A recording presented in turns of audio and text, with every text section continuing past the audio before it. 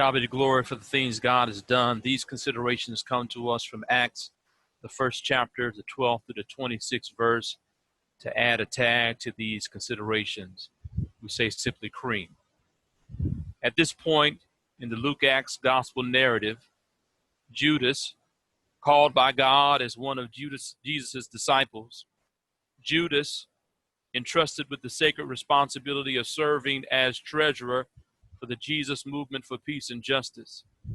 Judas, who betrayed that trust by stealing directly from that treasury.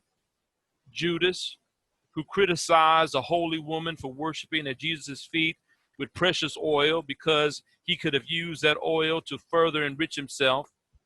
Judas, who felt he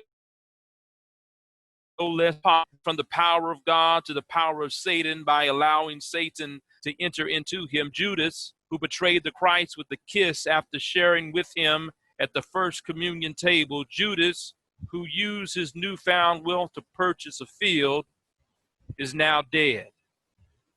The cause of his death marked as suicide. But we should not look at this text just to bear witness to the body of a dead man, like this was an opening scene of Boys in the Hood. We ought to look at this text to bear witness to the death of an economic system. Gone is a system that took the meager resources of Palestinian blue-collar workers and exploited it for economic gain. Gone is a system that shut out the poor.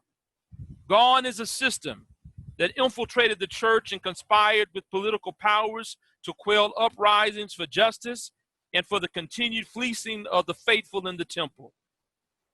Here we find these people gathering in the new hope of the resurrection and the anticipated power of Pentecost to create something new in place of the Judas system.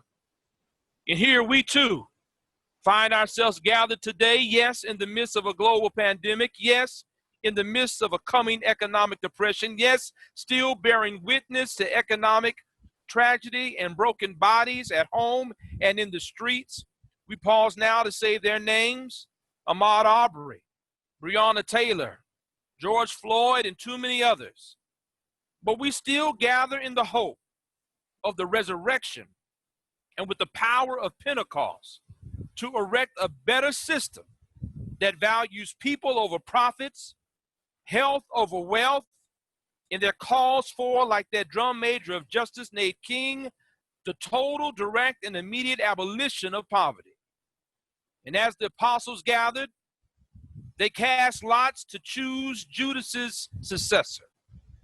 And after they cast their lots, they picked a man by the name of Matthias to take Judas's place. Now, the etymology of names proves useful in exegeting this text, and I find it exciting to note that Matthias's name means a gift from God. And yes, even now, God is trying to gift us with the new economic reality for a new season.